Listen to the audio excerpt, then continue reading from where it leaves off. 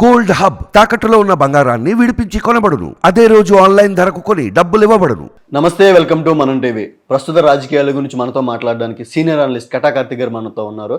నమస్కారం సార్. నమస్కారం సార్, కవితని తిహార్ జైలుకి 14 రోజులకి రిమాండ్కి పంపించడం జరిగింది. అయితే ఏప్రిల్ అంటే 14 రోజుల తర్వాత ఏప్రిల్ 9న అంటే పొడిగించే అవకాశం ఉందా రిమాండ్ని, లేదంటే బెయిల్ వచ్చే అవకాశం ఉందా? ఇంకొక విషయం ఏంటంటే ఆ మధ్యంతర బెయిల్ కోసం అంటే వాళ్ళ పిల్లల ఎగ్జామ్స్ కోసం మధ్యంతర బెయిల్ కూడా వేయడం జరిగింది. అంటే అది ఏప్రిల్ 1కి వాయిదా వేయడం జరిగింది. ఆ మధ్యంతర బెయిల్ కూడా వచ్చే అవకాశం ఉందా? ఫస్ట్న ఏప్రిల్ 1 విడుదల. ఇది తెలుగు సినిమా టైటిల్. ఇది కవిత విషయంలో అప్లై అవుద్దా లేదా, ఇది మీ క్వశ్చన్. అవును. అంటే సహజంగా ఏంటంటే తనని 14 రోజులు రిమాండ్ పంపడం జరిగింది. ఏప్రిల్ 9 వరకు రిమాండ్ ఉంటుంది. ఏప్రిల్ 9 తర్వాత ఆ రిమాండ్ ఆటోమేటిక్గా పొడిగి అంటే 14 రోజుల తర్వాత ఒకసారి క్రాస్ చెక్ చేసుకుంటారు. అంటే మళ్ళీ అప్పుడు హెల్త్ చెకప్ అది అని చేస్తా అంటారా? సహజంగా ఏంటంటే అన్ని విషయాలు చెక్ చేసుకొని మళ్ళీ పొడిగించడం జరిగింది. సహజమైన ప్రొసీజర్ అది పక్కన పెడితే తను మధ్యంతర బెయిల్ అప్లై చేసుకున్నారు. పిల్లల ఎగ్జామ్స్ కారణంగా చూపిస్తూ ఒక మదర్గా ఒక ఉమెన్గా తను మధ్యంతర బెయిల్ అప్లై చేసుకున్నారు. ఆ కండిషన్స్ తోటి మధ్యంతర బెయిల్ ఏప్రిల్ 1 తారీఖు వాయిదా వేయడం జరిగింది. ఏప్రిల్ 1 తారీఖు మధ్యంతర బెయిల్ వస్తా రాదా? మధ్యంతర బెయిల్ అయినా బెయిల్ అయినా 5 కండిషన్స్ చూస్తారు. ఆ 5 కండిషన్స్ ఏంటి? మొట్టమొదటి, నేరం తీవ్రత ఎంత? రెండోది, నేరంలో కవిత పాత్ర ఎంత? మూడోది, కవితగా బెయిలిస్తే బయటికి పోయి సాక్ష్యాధారాన్ని ప్రభావితం చేస్తుందా లేదా? నాలుగోది, ఇందాక సాక్షులను ప్రభావితం చేస్తా లేదా, ఇది సాక్ష్యాధారాలను ఏమైనా చేస్తా లేదా? 4వ కండిషన్. అంటే మెటీరియల్ ఎవిడెన్స్ ధ్వంసం చేసే అవకాశం ఏమైనా ఉందా అనేటువంటిది పర్టికులర్ పాయింట్. అది 4వ పాయింట్. 5వ కండిషన్ ఏంటి అంటే తను బయట చేసరికి పారిపోయే అవకాశం ఏమైనా ఉంటుందా బెయిల్ ఇచ్చి బయటికి పంపిస్తే? ఈ 5 కాదు. సహజంగా ఏంటంటే పాస్పోర్ట్ పెట్టుకునే వాళ్ళ దగ్గర పూచికత్తుగా పెట్టుకునే విడుదల చేస్తారు, బెయిల్ ఇస్తారు జనరల్గా. అయితే ఇప్పుడు ఇది నార్మల్ బెయిల్కి జనరల్గా చూసే కండిషన్స్. మధ్యంతర బెయిల్ వేరు, నార్మల్ బెయిల్ వేరు. నార్మల్ బెయిల్కి మధ్యంతర బెయిల్కి ఉన్నటువంటి తేడా ఏంటంటే నార్మల్ బెయిల్ ఏంటంటే విచారణ ఒకసారి ముగిసిన తర్వాత ఇక విచారణ అవసరం లేదు అనుకున్నప్పుడు తను ఆ కేసుకు సంబంధించిన సాక్ష్యాలని సాక్ష్యాధారాన్ని అన్ని ఎంక్వైరీ సంస్థలు స్వీకరించిన తర్వాత ఇంకా దోషిగా నిర్దోషిగా తేల్చడం ఒకటే లేట్ అనుకున్న టైంలో కేసు విచారణ జరుగుతున్న సమయంలో తను ఇంకా దోషి కాదు కాబట్టి తనకి బెయిల్ ఇచ్చి దోషిగా లేదా నిర్దోషిగా తేలేంత వరకు ఆ బెయిల్ కాలంలో ఉంటుంది. దోషిగా తేలితే మళ్ళీ తిరిగి జైలుకి రావాల్సి, అంటే ఏ శిక్షణ అయితే కోర్టు విధిస్తూ ఆ శిక్షకి వెళ్లాల్సి వస్తుంది. నిర్దోషిగా తెలిస్తే ఆటోమేటిక్గా బయట ఉండిపోతారు. ఓకే. ఇప్పుడు ఉదాహరణకి జగన్ కేసులో నార్మల్ బెయిల్ ఉంది, చంద్రబాబు కేసులో నార్మల్ బెయిల్ ఉంది. ఇప్పుడు కవిత కేసులో నార్మల్ బెయిల్ రావడం కష్టం. ఎందుకు కష్టం అంటే ఈ కేసు కీలకమైన దశలో ఉంది. బయటకు వస్తే కవిత వైట్ కాలర్ వ్యక్తి కాబట్టి తను సాక్ష్యాధారాలను సాక్షులను ప్రభావితం చేసే అవకాశం ఉంది, ధ్వంసం చేసే అవకాశం ఉంది. తన మీద గతంలోనే ఫోన్లు ధ్వంసం చేశారనేటువంటి అభియోగం ఉంది కాబట్టి ఖచ్చితంగా తనకి బెయిల్ రావడం కష్టం. రెండోది, ఇదే కేసులో మనీష్ సిసోడియా ఢిల్లీ ఉప ముఖ్యమంత్రిగా ఉన్నైతే 30 సార్లు బెయిల్ అప్లై చేసుకుని 30 సార్లు క్యాన్సిల్ అయింది. అతను 19 నెలలుగా జైల్లోనే గడుపుతున్నాడు. సో బెయిల్ రావడం కష్టం కాబట్టి మధ్యంతర బెయిల్ కవిత అప్లై చేసుకుంది. అసలు మధ్యంతర బెయిల్ అంటే ఏంటి? మధ్యంతర బెయిల్ అంటే ఏంటంటే ఒక సపరేట్ కండిషన్స్లో, అంటే హెల్త్ రీజన్స్ కావచ్చు, లేదా ఫ్యామిలీ రీజన్స్ కావచ్చు, ఇతరత్తో ఏదైనా రీజన్స్తో ఒక టైం బాండింగ్, అంటే కొన్ని రోజుల పాటు లేదా కొన్ని వారాల పాటు ఒక టైం బాండింగ్ పెట్టుకుని ఆ మధ్యంతర బెయిల్ ఇస్తారు. ఇప్పుడు తన పిల్లగాళ్ళ ఎగ్జామ్స్ కారణంగా చూపిస్తున్నారు కాబట్టి ఎగ్జామ్స్ వరకు ఆ బెయిల్ ఇవ్వచ్చు. ఇదే కేసులో అభిషేక్ బోయినపల్లి మధ్యంతర బెయిల్లో ఉన్నారు. అతను వాళ్ళ భార్య ఆరోగ్యం బాలేదనే పేరుతో 4 వారాల పాటు మధ్యంతర బెయిల్ తీసుకున్నాడు. సహజంగా ఏ బెయిల్ ఇచ్చేటప్పుడైనా మధ్యంతర బెయిల్ ఇచ్చేటప్పుడైనా పీపీ వాదనలు, అంటే పీపీ అంటే పబ్లిక్ ప్రాసిక్యూటర్ వాదనలు విన్న తర్వాతనే బెయిల్ మీద కోర్టు డెసిషన్ తీసుకోవాలనేటువంటి సుప్రీంకోర్టు గైడ్లైన్స్. ఓకే.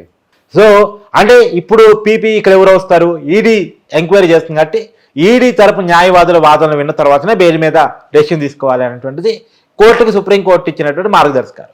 ఈ మార్గదర్శకాల ప్రకారం ఒక్కరిగా గమనిస్తే ఈడీ కవితకి మధ్యంతర బెయిల్ ఇవ్వడానికి ఒప్పుకుంటుందా ఒప్పుకోదా? సహజంగా ఏంటంటే కేసులో కొంతమందికి బెయిల్ వచ్చింది, కొంతమందికి అసలు బెయిల్ రాలేదు. బెయిల్ ఎవరికి వచ్చింది? శరత్ చంద్రారెడ్డికో మాగంటి రాఘవకో కొంతమందికి ఇలా బెయిల్ వచ్చింది. బెయిల్ ఎవరికి రాలేదు? మనీష్ సిసోడియాకి కొంతమందికి బెయిల్ రాలేదు. ఎందుకు బెయిల్ రాలేదు, ఎందుకు బెయిల్ వచ్చింది? బెయిల్ వచ్చిన వాళ్ళు అప్రూవ్డ్గా మారారు. అప్రూవ్డ్గా మారినప్పుడు ఏంటంటే వాళ్ళ పట్ల ఈడీ ఉదాసీనంగా వ్యవహరిస్తుంది. ఏ ఎంక్వైరీ సంస్థ అయినా అప్రూవ్డ్గా మారిన తర్వాత ఉదాసీనంగా వ్యవహరిస్తుంది. వాళ్ళకి బెయిల్ రావడానికి ఇవ్వడానికి సహకరిస్తుంది. కానీ కవిత ఇక్కడ అప్రూవ్డ్గా మారను అన్నారు. సహజంగా అప్రూవ్డ్గా ఎందుకు మార్చుకుంటారు అంటే ఈ కేసులో అన్ని రకాల డాక్యుమెంటెడ్ ఎవిడెన్స్ కలెక్ట్ చేయడం కష్టం, ఆధారాలు సేకరించడం కష్టం. కాబట్టి ఈ కేసులో పాత్రదారులను సాక్షులను కొంతమంది అప్రూవల్గా మార్చుకోవటం వల్ల ఎవరైతే ఈ కేసులో మెయిన్ క్వీన్ పిల్లలు ఉంటారో వాళ్ళని టార్గెట్ చేయొచ్చు అనే కారణంతో అప్రూవల్ తీసుకోవడం జరిగింది. అసలు ఉదాహరణకి మీకు తెలుగు రాష్ట్రాలు సంచలనం సంబంధించిన కొన్ని కేసులు మీకు చెప్తాను.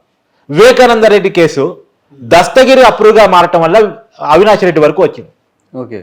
ఇప్పుడు ఈ ఢిల్లీ లిక్కర్ స్కామ్లో కూడా అరుణ పిల్లై లాంటి వాళ్ళు లేదా కవిత చార్టెడ్ అకౌంటెంట్గా పనిచేసిన వ్యక్తులు అప్రూవ్గా మారటం వల్ల ఈ కేసు కవిత దాకా కేజ్రీవాల్ దాకా వచ్చింది.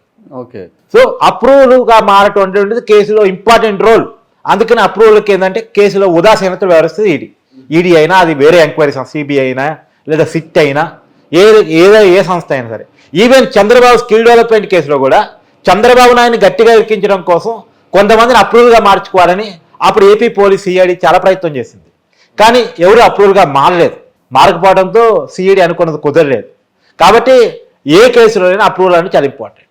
ఇక్కడ కవిత అప్రూవల్ కానంట అన్నారు, అంటే నేను అప్రూవల్గా మారను అంటున్నారు. కాబట్టి కవిత విషయంలో బెయిల్ రావడానికి ఈడీ సహకరించే పొజిషన్ లేదు. ఈడీ వైపు నుంచి నాన్ కోఆపరేషన్ ఉంటుంది.